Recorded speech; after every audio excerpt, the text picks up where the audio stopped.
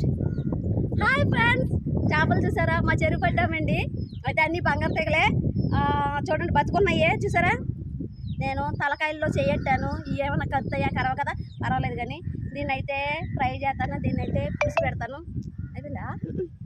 పులుసు పెడతాను.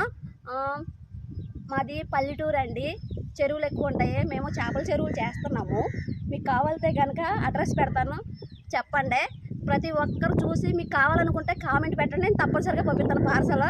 ఈరోజే మించిపోదు. నేను పల్లెటూరులో ఉన్నానండి, నాకు ఇలాగా వచ్చు భాష, ఇంక వేరేగా రాదు.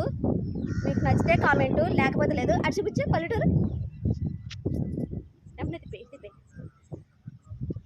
మీకు ఎలా ఉండాలో చెప్పండి. మీ ఇష్టమైతే కనుక నేను చెప్తే కనుక వండి పెడతాను మీకు, సరేనా?